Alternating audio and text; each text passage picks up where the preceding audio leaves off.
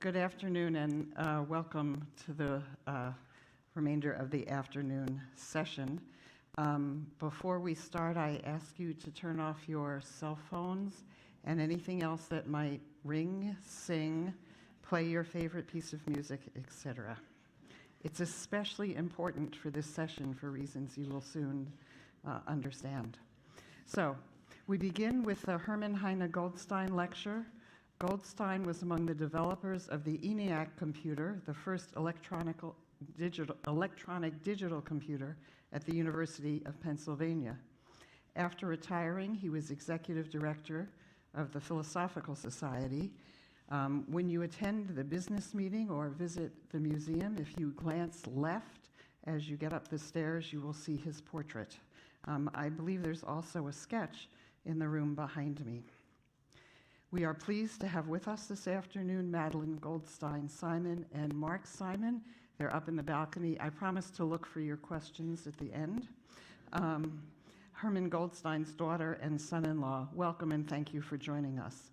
The lecture will be 40 minutes followed by Q&A, and then following an intermission, we have the treat of a concert by students from the Curtis Institute of Music.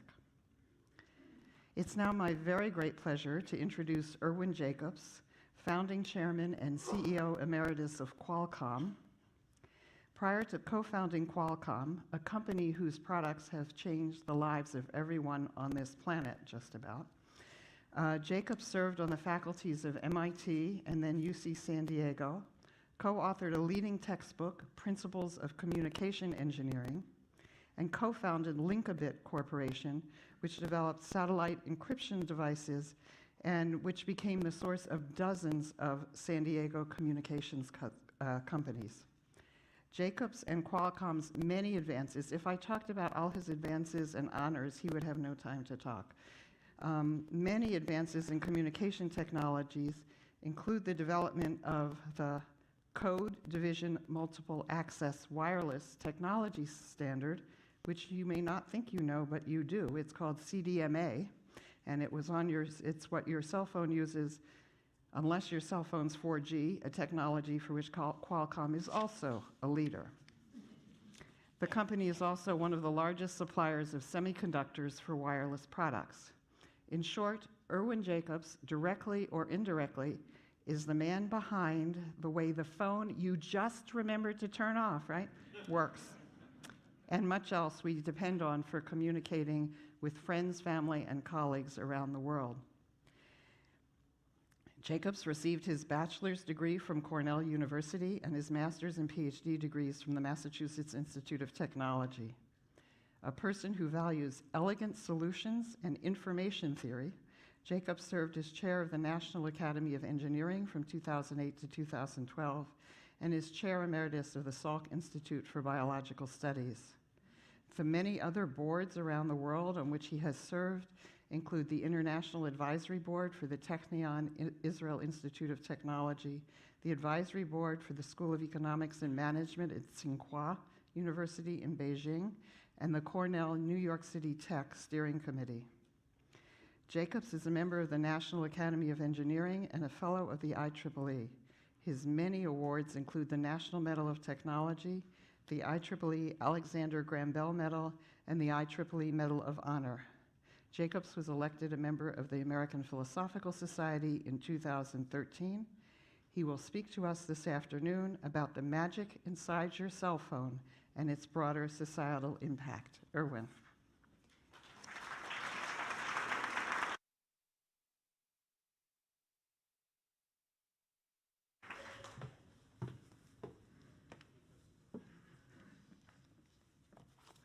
Thank you. It's a pleasure to be here with all of you today. I must say my usual introduction is a suggestion that you turn on your cell phones, since it's much better for business, but we'll go with the local rules. The talks have been very interesting, and they always are every year. I was particularly taken yesterday with the talk by the Suskins on artificial intelligence, and in particular, I think in response to that question, whether it might predict various uses various things that humans have thought of. And I've always wondered a little bit about the introduction, the thought of, and then following it forward of CDMA, and wondered whether artificial intelligence might have, and I suspect in the future the answer is going to be yes, but might have been able to look at the risks, the costs, the time that would be required, what the competition might look at, what the gains might be, the whole range of things that one has to take into account in making these kind of business decisions. And I suspect as many of us think about those kind of questions, you realize that a lot of decisions that we do end up making depend very much on history, on our personal history. And so I'm going to be touching a bit today on personal history to discuss this magic inside your cell phone. Now, I was a graduated Cornell, and my first exposure really to running a project, in a sense, was a senior thesis, a senior project, and put together a group of students to build what's called a digital differential analyzer. It's really a digital analog computer. Sounds a little strange. But the components available back in 1956 for memory was a great big magnetic drum, spun around at high speeds, had many reading heads that you can see. And the logic unit was a tube with a, I don't know, 636 or something, a vacuum tube, used a lot of power and wasn't, when you came down to it, all that fast. And that provided basically 2 gates. It's interesting to look at what has happened in the interim. And if you look just below the magnetic drum, you see one of the thumb drives that I brought this talk here with. Rather than 20 kilobytes, it has 256 gigabytes, billion bytes. And so we scaled things up quite a bit. The cost is about $40 or $50. We scaled the cost way down. And so that's been one of the very significant changes in a relatively short time period. And similarly on the gate side, we now have integrated circuits, and you can see a little one next to the penny, and I'll talk about that one a little bit further. But that has roughly 1 billion gates on it, a couple of billion transistors. And so, again, the world has changed dramatically, and it's been a lot of fun kind of running along with it. When I went to MIT, I debated what I would be doing for my graduate work, but Claude Shannon had also at the same year joined the faculty, and he inspired everybody to think more deeply about information theory. He, among other things, had worked on an analog computer back in his MIT days for Vannevar Bush. He was also well known for building mechanical games, and so that bottom left picture is a maze-solving mouse, electronic mouse, but that he designed way back when. And so he always had a lot of those things. In fact, it was always fun to bring students over to his home because there were always huge numbers of things to play with. But the thing that he was best known for was work that he had done at Bell Labs at the beginning of World War II on channel capacity. He actually started out looking at cryptography, but then moved on to information. In the case of cryptography, how do you mask that information? In this case, how much information can you send over a noisy channel that you're putting some signal into, but it has some background noise of various kinds. And he actually came up with an upper bound called channel capacity on the amount of information that could be sent over that channel that had a particular signal to noise ratio. Not only did he come up with an upper bound, he showed that indeed with the proper design of signals that encoding, that you could approach very closely that upper bound. The lower bound would come right up to the upper bound. And so we managed to demonstrate both of those. It was applied mathematics, of course, very interesting. It was enough interest that then When I went on the faculty with another faculty member, we decided to set up a senior level course to show that some of this information theory could indeed be applied to practical communications, perhaps sometime into the future. And coming back to history of trifle, you know, when you finish a textbook, one of the hardest things to do is to then get all the homework problems straight and so on. And one of the homework problems that I put together for this book has a significant signal constellation in it that in fact is being used these days in cell phones. So some things you think are just for example turn out indeed to have a practical use. Well, we took a year's leave in California, decided we liked it, had an invitation to come to teach at University of California, San Diego, which was fairly new at the time.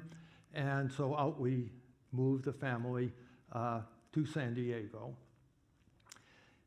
Because of the book, there were many, many requests for consulting. Usual case, when you're a faculty member, is you consult perhaps a day a week. I mentioned that to some friends from the UCLA faculty. They said, let's start a company and share that consulting.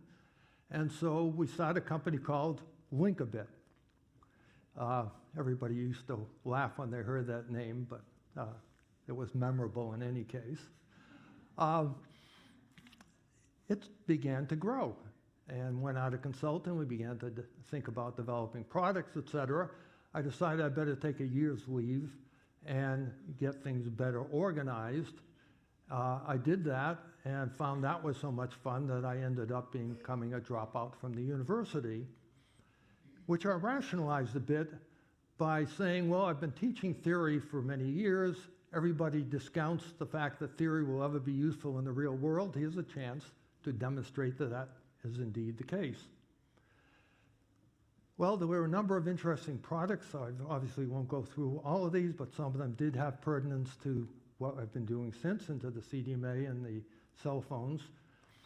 One of the very early ones was a contract we won from ARPA, now called DARPA, to extend what was then the ARPANET over to Europe by using satellite. And we did that. And there was another program they had supported, which was a packet radio program in the US, not dissimilar to much later cell phones providing data. In any case, they then had a suggestion that there was this new algorithm called the Internet Protocol, and perhaps we can try sending packets around these three networks using that protocol, which we did. And didn't think anything really about it until 30 years later, the Computer History Museum said it's time for a birthday celebration of the 30th year of the first use of the Internet Protocol. So that was kind of a fun memory, and of course the Internet's been basic to just about everything we do going forward now. We also had then a contract from initially the Air Force and all the services to build a satellite terminal for them. And until that point, everything had been done by lots of individual hardware. And so we thought perhaps we can do everything in software. One problem, they didn't have CPUs on the chips, computer processing units on a chip at the time, but they did have some of the components, registers, our arithmetic logic units, et cetera. And so we put together our own CPU and managed to very successfully build this unit. Now, because the components were expensive, we wanted to get by with just using a few instructions. That work later was done in universities and now is the only technology used for CPUs in cell phones called RISC, Reduced Instruction Set Computing. But we kind of had bumped into that early on this terminal. The other aspect is that one of the modes in going through one of the satellite networks was a frequency hopping approach. And in the military, that was used to avoid jamming and to make position location very difficult. And so was our first exposure really to spread spectrum, to actually implementing a spread spectrum system. I'll touch one other one we did, which was a scrambling system for sending television from satellite to home. Now we don't think about it. Initially, it was supposed to be to cable heads, could be a professional size unit, but then it was decided by Congress, essentially, that it had to be available for home use as well to satisfy the home satellite user group. And that meant that you had to build a very inexpensive unit, have it be reliable, and be relatively small. The only way to do that was to convert what had been digital logic to a integrated circuit. In this case, actually 3 integrated circuits, including the encryption engine. The problem was at that time, all of the ICs were being designed by hand, and the details cut out with Ruby out of Rubelith, and it was a very slow process. But there had been some work going on at Caltech under Carvin Mead, and then others, MIT, et cetera. And I had one of our engineers go up and spend a term with Carver to understand this a little better. And then got some information, MIT, University of Washington. We were working on some software ourselves, thinking we'd do a homework problem or two to design a chip, when suddenly we had to make 3 chips for this project. Amazingly enough, all 3 chips worked the first time. And so that was our first exposure to the power of using the computer to design integrated circuits and the capabilities that that would provide, something that we've followed up with, of course, ever since. Sold Link a bit, stayed on till '85, and then retired after 3 months. Either myself or my wife decided that wasn't such a good thing, and ended up starting a new company called Qualcomm with 6 other people that had worked with me at Linkabit. Now, we had no ideas when we started the company which product we would go into, product or products. We did know that wireless would be interesting, digital would obviously be interesting, and hoped that we would come up with some ideas. And I told Joan that my wife, that we would probably get up to 100 employees. Couldn't possibly duplicate the success we had had at Linkabit. Any case, shortly into it, and this is where a lot of this history came in, while working on a consulting contract on a communication satellite for used aircraft, on a drive from Los Angeles back to San Diego, came up with the idea that maybe code division multiple access, CDMA, would be a better solution than the more traditional, and I won't get into too many details here, of time division, TDMA, or frequency division, your radios basically, FDMA. The MA is multiple access, many people trying to use the radio spectrum at the same time. So thought CDMA might indeed be a good solution. We didn't have the funding at that time to pursue it because it was still a fairly new company. We were working on another product, which was a satellite communication for the trucking industry. It also had to use spread spectrum because we were going to use transponders that existed already on satellites that were being used for television transmission, and so very powerful transponders, and also for VSATs of the type we had first developed at Linkabit. And we had to make sure that we didn't interfere with any of those existing uses. We only had a secondary right to use this spectrum. And so to do that, we had to go to spread spectrum, what's called both direct sequence and frequency hopping. Shortly after doing that, someone pointed out to us that, actually it was maybe a little bit later, that the first patent on frequency hopping had been awarded to Hedy Lamarr. And many of you may remember that name. She was a very famous movie actress. Might have done the first nude scene in a movie, I think, but in any case. She came up with that idea working with a friend who was a pianist. They thought about jumping around the different keys on the piano and came up with the idea of frequency hopping. And if people didn't know which key you were going to jump to ahead of time, you would have an advantage of spreading out their knowledge over a large frequency band. Unfortunately for her and The military immediately, this was the beginning of World War II, immediately classified it, and as far as I know, she never had any return from that patent, but it's a shame that she had come up with that idea. We managed to develop this equipment and had our first major sale to the largest at that time long-haul truck operator in October of '88, so just a few years after we had started, and then could redirect our attention back to this possible use of CDMA for cellular.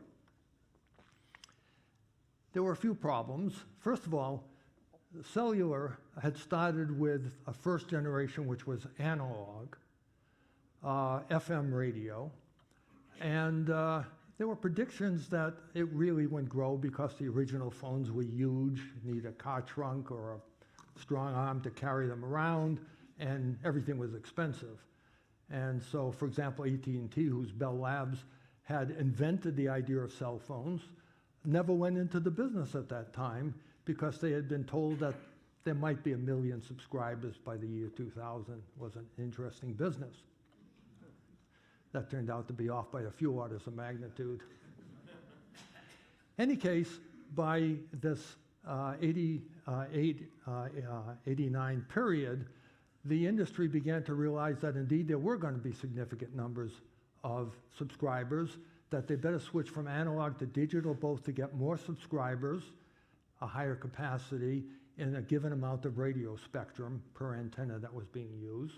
So higher capacity, but also higher quality. AM, as you recall from your radio experience, can be noisy and drift in and out, etc. The industry considered all three forms of multiple access: frequency, time, and code. They dropped code division very early on because too complicated, too many problems that people didn't know how to solve, and maybe it wasn't going to buy anything. And then there was a bit of fight between those that supported TDMA and those that supported FDMA. There was a vote in January of '89 in favor of going with time division multiple access, TDMA.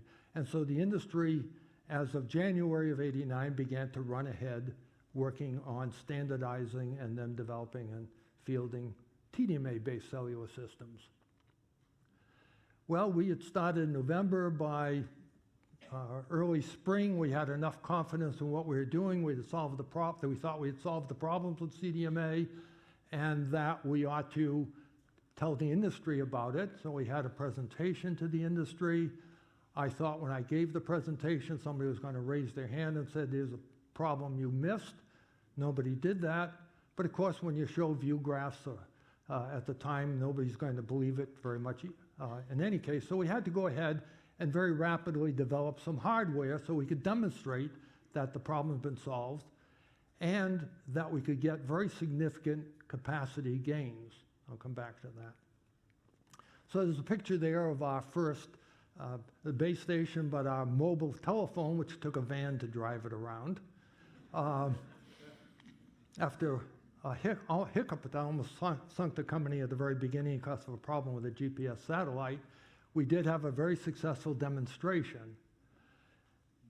At that point, the carriers became interested because the capacity increase from the first analog generation to the second, if it were TDMA, would only be about a factor of 3. Whereas the CDMA appeared to be able to go 10 to 20 and maybe higher. And actually, you've got it up to about 50. And so that would give a great economic advantage. And so we did get support from the carriers. We had to raise money to then develop chips to go from a big phone back to a commercial size handset. And that would require a lot of money. The carriers convinced a number of the manufacturers to work with us, take a license that would give us some upfront funding and some royalty should this ever be successful. And we were able to use that money to go ahead and develop these 3 chips using, of course, much advanced now software technology for chip design. Came up with those 3 chips, built the equipment, and 2 years later invited everybody in to see that CDMA could now be done in a commercial-sized piece of equipment. There's always a hiccup in these things. They said, that's nice, but we want to use this internationally if we're going to use it, so you have to go through a standards process. Standards process usually took multiple years. We managed to get it done in a year and a half. And then finally, the first CDMA cellular system was launched in Hong Kong. You might quite rightfully say, why Hong Kong? Well, Hong Kong at that time, most people that were in business didn't have offices. They wandered the streets with their cell phones, carrying on their business. Spectrum was very congested. CDMA offered a way of providing higher capacity, so it went there. The next two systems to open were in South Korea. You might say, how did we manage to get them into South Korea? We, of course, had recognized you needed to get international presence for technology, but why South? Well, South Korea had, for a few years, been trying to build up their industrial base, be able to build commercial consumer equipment, but they were always competing with Japan. And they were always a couple of years behind Japan, and therefore could only compete on cost. And we said, well, here's a technology. Japan is going with TDMA. If you go with CDMA, there's an opportunity to leapfrog the Japanese manufacturers. At that time, neither Samsung nor LTE had, any case, had any significant cellular business. And so it was an interesting argument. They did go ahead. We opened the next two networks in South Korea. I might mention that until that point, we had been unable to convince anybody to manufacture CDMA phones because they didn't think there'd ever be a particular market for them. And so we ended up taking the prototype we had developed, making it into a commercial phone, manufacturing it, and in San Diego. And so the first phones used in Hong Kong were sent from San Diego, not thought of as a low-cost manufacturing site. And the next phones used in South Korea were manufactured in San Diego. And there's a picture of that very first phone. Well, that started some major competitive wars. People had made a large investment in TDMA. In Europe, the governments had signed an MOU, Memorandum of Understanding, to only use a particular technology called GSM, Global System for Mobile, a form of TDMA. And we're not open to any other technologies. And then, of course, work to spread that around the world. So we ended up with battles of which, over that second generation, the TDMA, and particularly the GSM people, had a significant lead. And the battles got occasionally a little bit nasty, and so there were all kinds of papers, et cetera. There was a front page story in the Wall Street Journal at one point that asked were my claims about the advantages of CDMA, as you can read, hope or hype. And then a quote down the bottom from a professor at Stanford saying that we had technical problems we didn't know how to solve. There was another professor at Stanford that wasn't as nice. He would often say that we violated the laws of physics. Now, whenever I give a talk at Stanford, I point out that CDMA works everywhere in the world, except within a 5-mile radius of Stanford. So we got a little bit even. Well, the T2G, the second generation wars went on, but in the late 90s, we realized, and then others in the industry realized, that this internet was indeed very exciting. One had to have a way then of connecting with your mobile phone to the internet, and so we had to have a technology that would be very good for data transmission.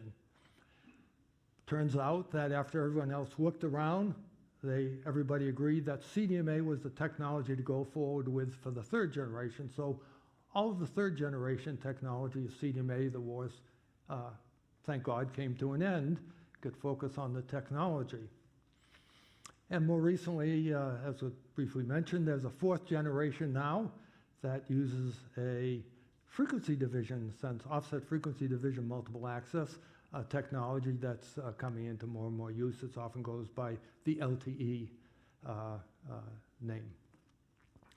If you just look at that graph, it's interesting. The first generation lasted until, so from the early 80s till about 2007, before the networks were turned off. And the second and third and fourth, of course, but go on. So these things tend to last 2 or 3 decades at least. And why is that the case? Well, initially everybody wants to get something new and exciting. Then they sell them, get a newer version. Those used phones are available for lower cost markets, and the technology goes on and on.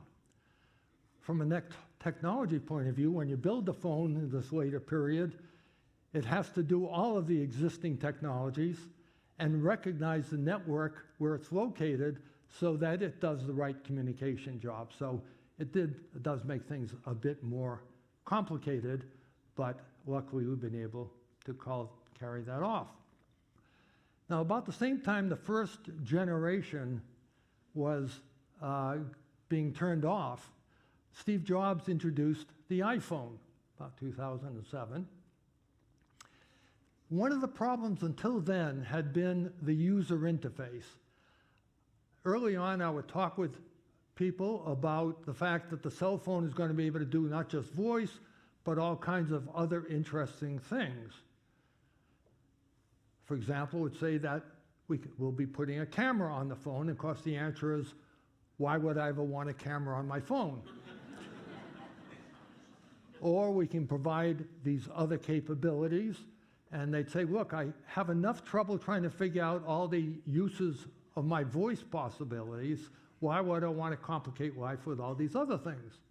And so until Jobs came up with the idea of this very friendly user interface, we're kind of stuck a little bit as far as coming up with additional smartphones, although we did, for example, one based on the Palm Pilot, made that into a phone using that type of technology, et cetera.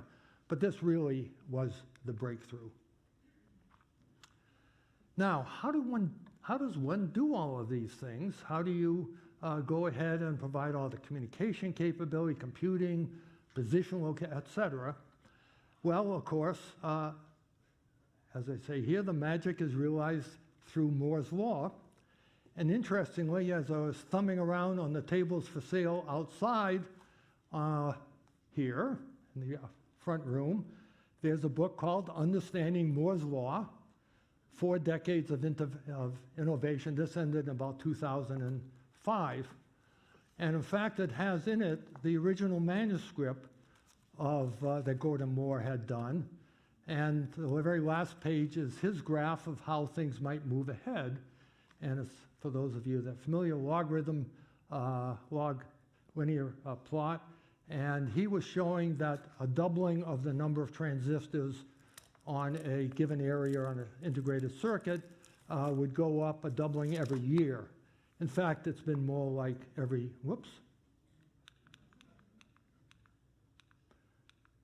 mind of its own, if I put my thumb in the wrong place. There we go. It's turned out, if you look at, for example, Intel CPUs, and Gordon Moore was from Intel, of course, that it's gone up roughly a doubling every 2 years, which you think of doubling this exponential growth every 2 years, it's pretty fantastic. In fact, I was at a meeting in China when we finally managed to get into China after 10 years of trying. I did have a meeting with Jiang Zemin, who was president at the time. It's the usual U-shaped organization, and you end up talking a little bit informally at the beginning. His first question to me at that time, and this was in the early 2000s, how many more generations does Moore's Law have to run? I thought that was pretty amazing, and then I tried to think of an American politician that might ask that same question, and came up short. Any case, it has been remarkable, but even more, it's kind of a free lunch almost free lunch that goes along with this. that you get not only more transistors, but they're higher speed, use less power, they're lower cost until very recently. The last few generations, the cost hasn't been going down. Maybe it will resume going down, we'll see. But that we've been able to have this, and that indeed has enabled so much of what's been done with electronics. It's interesting also on the data rates that are possible for you to access the internet. Way back when we started working on it, if you had a set of tools when you traveled internationally, you could tap into phone lines and talk back on your computer at 2,400 bits per second, and then somehow get up to 9,600 bits per second, 64 kilobits. Nowadays on your mobile phone, and Chip I'll show you, it can actually talk mobile at a gigabit, a billion bits per second. So it's very competitive, more than competitive with landlines. A lot of that's been done by the capability of Moore's law and the fact that with the additional computing capability, you can put on more antennas and also be able to do the additional computing to be able to get very close to Shannon's capacity limitation. Okay, well, what's that led to? Well, this is the latest Qualcomm chip. Unfortunately, I use Qualcomm a lot here because of a background issue. But this one has over 3 billion transistors. And if you look in the red, you see all the variety of functions. And so to build a chip these days, you have to have R&D groups that are very good in digital photography because you have all kinds of photographic algorithms. That, of course, you need the communications capabilities, you need security because everybody's attacking the phones these days, position location, not just using the US GPS, but also the Russian satellites, the Chinese satellites, and soon the European satellites. And so a large amount of capability being designed. Luckily, again, we have the computers available to design them. If you look on the right-hand lower side, you can actually see what looks like a mask of these. This technology is 10 nanometers. I think the diameter of DNA is about 2.5 nanometers, so we're getting down to biological type sizes. Probably means that following this path, we're not going to be able to go too many more generations, although we're already working on 7 and looking at 5 nanometers. So not only can we do everything that's shown here, but we'll be able to have another doubling and maybe another doubling beyond that, which of course raises all types of possibilities. Well, what kinds of things might one do? There's been augmented reality. We're used to on TV of, for example, with football, seeing a line of scrimmage or a first down. I think these apps are now becoming available. You're in a foreign city, you look at a sign you can't quite read, you hold up your phone with the right app, and it translates for you. It augments the reality, augmented reality. One that is one I'm looking for very much. I walk into a room, can't recognize the person, which is usual, unfortunately, for me. Hold up the phone, it tells me who it is, and reminds me of a few things that we've done together in the past. Well, going forward, you won't have to hold up the phone to do that. You'll have a pair of glasses you can wear that will have the ability for augmented reality, as well as the sound piece to whisper in your ear a lot of things, and I can't wait. There's also one called virtual reality that immerses you in the scene. And it was interesting that at the Hirshon, I just saw this in the New York Times, that they're using this. There's a display by a Japanese artist, Kusama. This one she calls Infinity Mirror Rooms. And the problem was that people with certain disabilities would not be able to get into the rooms. And the question was whether to rebuild the rooms, which would be difficult, or give them augmented reality, virtual reality headset to be able to see, look around as if they were in the rooms, and apparently that's working out quite well. Well, now we're looking ahead to a next generation, and it involves also what's called the Internet of Things, IoT. And that's where just about everything you think of is connected to the internet. We're already seeing light bulbs and thermostats, et cetera, et cetera. A while back we had marketed a collar for your dogs that you could set up an electronic fence. If it wandered outside the fence, you'd get back a data message telling you about it. These things are obviously going to be very useful for energy distribution, energy measurement, first responder applications. The numbers tend to go up. Of course, there's lots of interest these days in autonomous vehicles. V2X means vehicle to lots of things to X. And for example, at some point we'll be understanding there's a pedestrian out there because it notices there's a cell phone walking toward the car. And so lots of these different possibilities are out there and will be available. Well, I think we had a demonstration of a drone here a few meetings back in the room, looking at the legal issues with drones. The chip that I showed you that's in your cell phone, if you stick it on in a drone, running on the power on the drone, et cetera, can handle not just navigation, control, send video back and forth and other communications. Also, using artificial intelligence built into that chip, it can do object recognition. So here's a little view of a drone flying around. There are several of them, so you can see another drone in the distance. And as it flies around with the camera, it's noticing and identifying different objects. It's also building up a world view of what's out there so that as it flies around, it's not going to go crashing into, hopefully go crashing into things. And all being done on a processor that's equivalent to the one in your phone. Well, what are some of the other uses of the wireless now that it's available almost anywhere in the world? I'll go through a few of these very rapidly. This is a program that Qualcomm's been involved with for many years.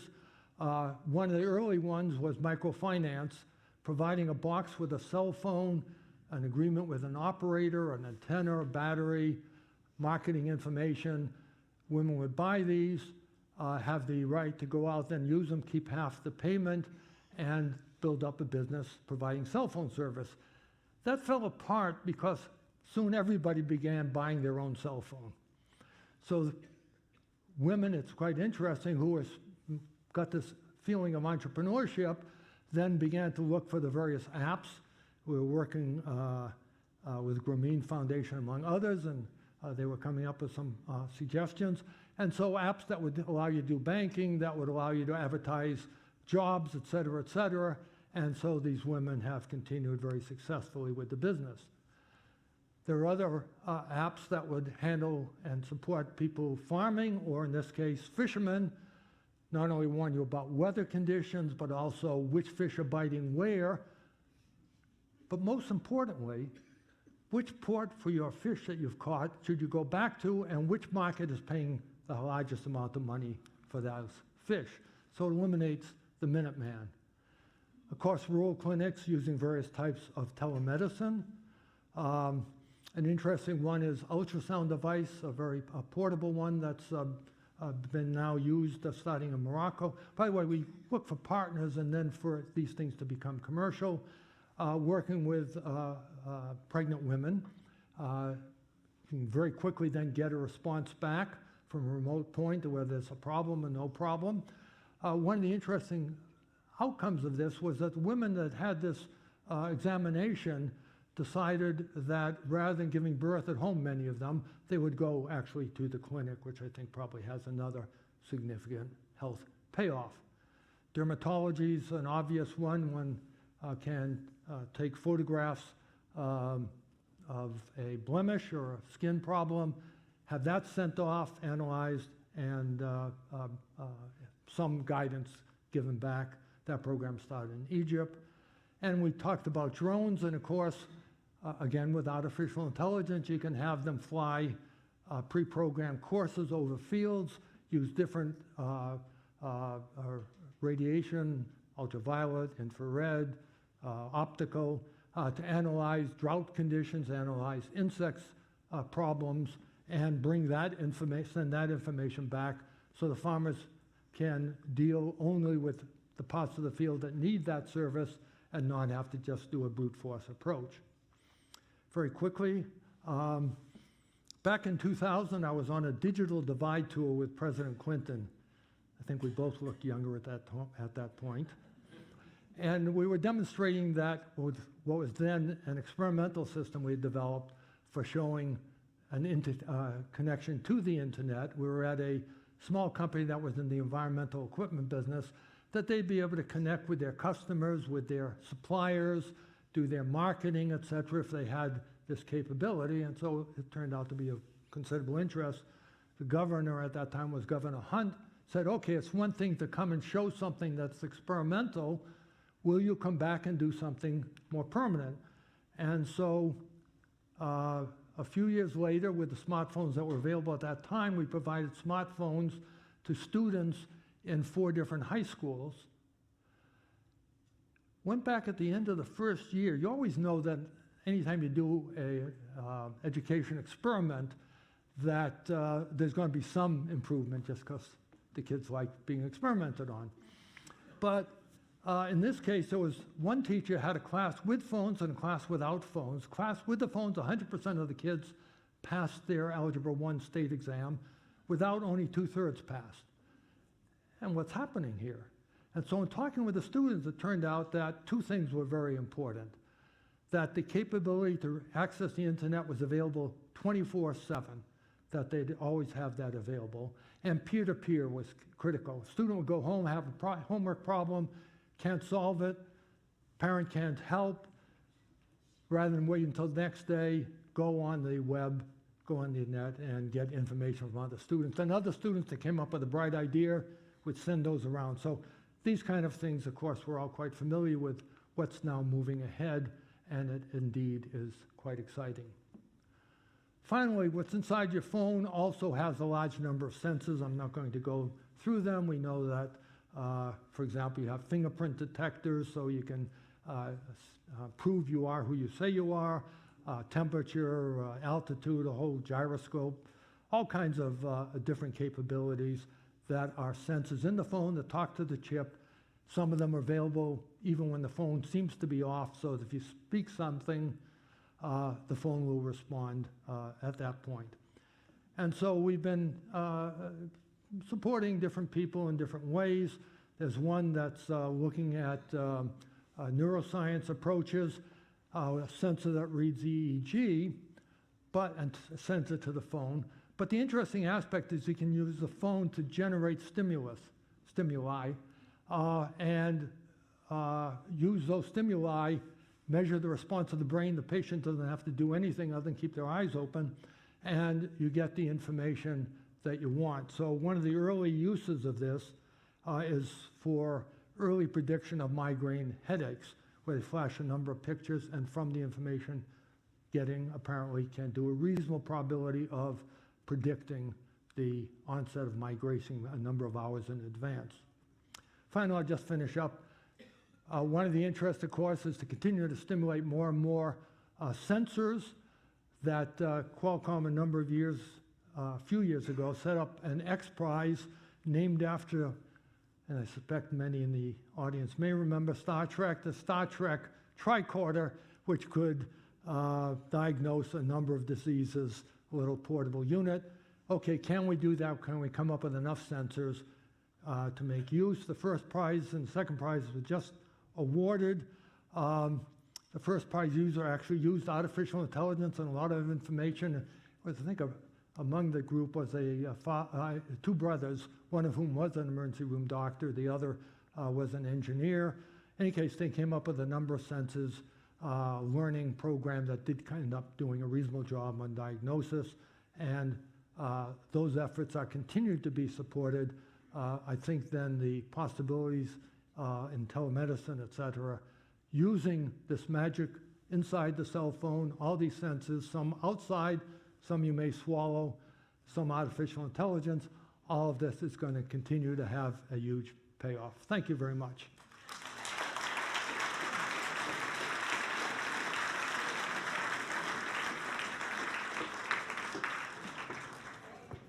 Thank you. Have time for questions, or did I Yes, we overshoot? do. Yep. We definitely have time for questions. Annie will tell us when we're out of time. Thank you for a fascinating talk that showed us both the history and the future. Before we go to the audience, I have a technical question for you, which is that I keep hearing about the heat that's generated as things get smaller and smaller, and that's standing in the way. So could you say something to us about heat? Yeah, well, heat is always obviously a problem with electronics, and so making each of the elements more and more efficient is important. Turning off the ones that you don't use when you may not be doing position location, mapping, turning off that kind of circuitry when you're not using it is also. So putting things to sleep ends up being an important part. I was glancing through Gordon Moore's original paper. One of the problems he noted with his extrapolation going forward is the heat problem.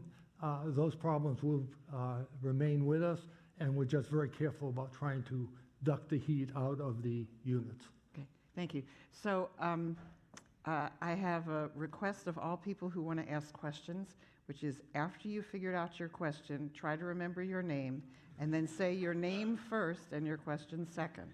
So I see there's a person back there, and I know his name, so I hope he'll say it. Rich Schiffer in Indiana. As connectivity increases, will the security dangers increase correspondingly? And if so, what do you do about it? Well, we've seen already with connectivity, I should have mentioned on that graph that we already have 9 billion cellular connections. People are now predicting it's heading toward 20 billion. So the number of connections are going up.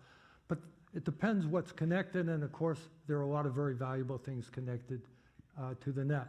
So yes, the encryption, the security, the crypto wars will continue indefinitely. If you have any grandchildren or children or whatever, great field to go into. There will always be a defense and an offense. We come up with better approaches.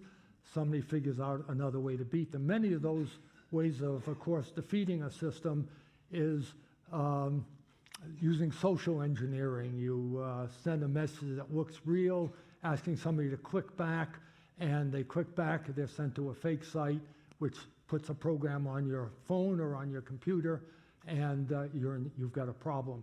The computers, our laptops, our desktops, laptops were originally developed before any of this communication really existed. I mean, there were some, but so nobody really paid much attention to these problems. With the cell phones, there's been a lot of attention. You read about some of that going on. There's some arguments back and forth. Government, can we get this information or that information? But the cell phones were developed with this in mind. Having said that, the internet was not. And so there are always these difficulties. We put a lot of thought, when I say we, people working on these, a lot of thought into how do you build a secure device. Having said that, others are putting a lot of thought in how do we defeat that security, and so it's going to go back and forth. There's a question over here.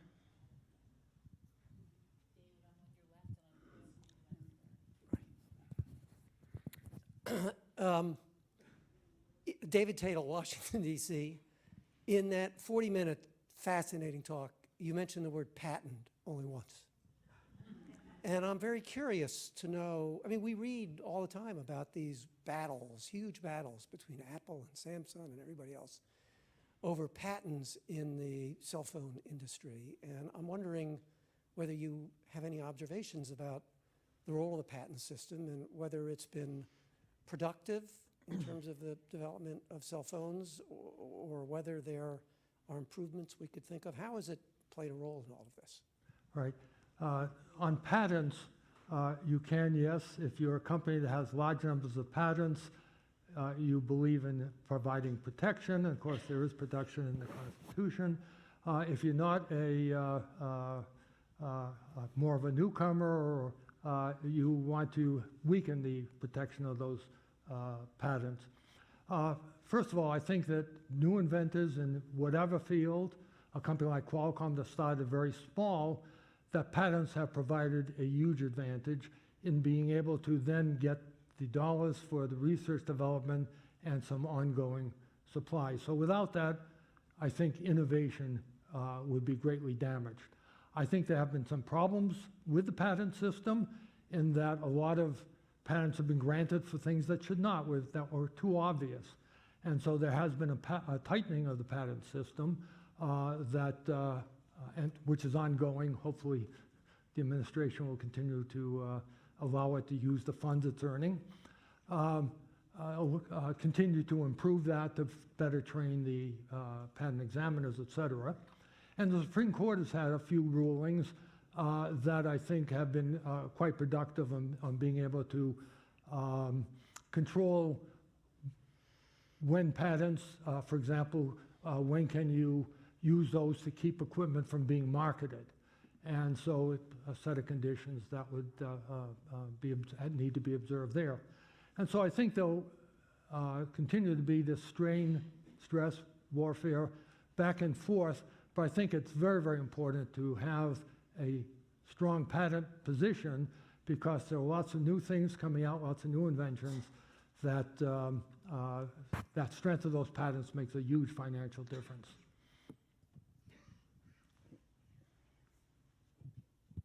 Oh, I probably should mention one of the arguments is over standard required, I don't think I've got the terminology exactly right, but technology that's built into a standard. So if you want to build that equipment, you have to use that technology, which somebody may have patented. There's an issue that comes up there in that the reason it got into the standard and was patented was because you came up with a great idea. Other people, you can hear my Boston accent occasionally, a great idea. People then thought that indeed it should be used, and so you have to be careful. There are fair and reasonable requirements on licensing those, but it should not be taken away. Frank Stewart, New York. Do you think quantum computing is going to become relevant to cell phones? And if so, do you have a sense of when? Well, the question is how many more generations on silicon does Moore's law have to run? And as I mentioned, maybe we're doing 10 nanometers, maybe 7, then 5, maybe 2 more generations that will go. There are people I suspect that will be looking beyond that. But clearly we're coming to the end of this particular approach. Lithography is getting difficult, the chemical processes. There was a mention of FinFET there. What happens is you now stand the transistors up in order to make them a larger area, like fins on the silicon. So there is a limit. We're coming to the end of this approach. And then the question, of course, is are there other approaches? And there are some very interesting aspects with quantum computing. The fact that rather than having a 0-1, you have a probability that can be anything between 0 and 1, and you can do a number of interesting things with that. There have been some progress. There are a number of universities, some research laboratories continuing to work on it. I think we will get to being able to do some interesting functions. Whether it becomes the next answer to extending Moore's law or not, I'm not sure. There was a mention a little yesterday again with the Suskins that we keep doubling the amount of intelligence we can put on a chip every 2 years. Well, as with every other free lunch, that comes to an end. So you can't just assume they're going to forever get brighter, but we may be able to come up with other approaches. There's a question over here. George Whitesides, Harvard. Could you comment on the sort of end stage of that process of, you know, computation to processing to, quote, intelligence to sentience? Well, we have a physical model of the brain that does a lot of very interesting computing for us, and it's quite small and uses very little energy when you come right to a few watts. And so there's always something, an existence proof that says, hey, we can do something better. On the artificial intelligence side, the robotics side, I think that's going to continue to get better. There was a graph that showed productivity has improved quite a bit. Number of people in manufacturing has gone down. That's going to be happening with service industries, other industries. I think where we're going is that we're going to be needing to develop another way of compensating people, that the economy is going to be impacted by the fact that this will indeed continue, and that we can generate all the goods and many of the services that we desire with a smaller number of working hours per person, and yet everybody has to be able to buy and enjoy those products. I'm hoping that the cell phone, in some sense, as mobile devices do play an interesting role, because if you have more time, you have more time for education, you have more time for cultural activities. Hopefully a lot of that will be delivered by the phone. Up in the balcony. Beverly Kaplan Friedman, Philadelphia. How soon do you think the cell phone will control the self-driving car? Well, the autonomous cars have made a large amount of progress. Right now, they largely depend on light radars, LiDARs, cameras, some ultrasonic perhaps. There's a lot of connectivity. I think the connectivity between cars and, as I mentioned earlier, to humans who are walking around will augment what is currently available and allow them to be much safer, the autonomous vehicles. So I think they'll play a key role. I think many of us are used to driving on a very crowded freeway. You can see the car in front of you. It puts on its brakes, you put on your brakes. Everybody in a long line, nonlinear effect, slows down. You wait a while, and then everybody goes again. And you know what happened? Well, if you had the communication to a cars several ahead of you, your autonomous vehicle would recognize, I should be slowing down a little bit now and not get those pileups. When you get a pileup, there's zero cars moving and therefore a very inefficient use of the road. So if you smooth this out, you can get a significant advantage, I think, the cars. Now, once it's autonomous, of course, then you're going to want all kinds of internal communications. And so the entertainment aspects, the learning aspects, many of the other aspects will be done through the communication capabilities. And so large amounts will be affected by communications.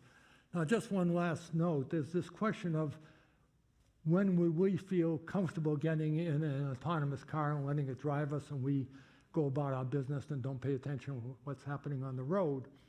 And we all know that already there's a very high accident rate. A lot of people are killed every year in automobile accidents. And so how much better do the autonomous cars have to be before you're comfortable? Certainly not equal, maybe 10 or 100 times. But the interesting aspect is a little bit psychological.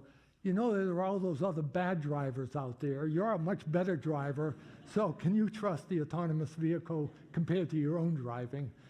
We're going to be a little slow picking up on it, but it's happening, obviously.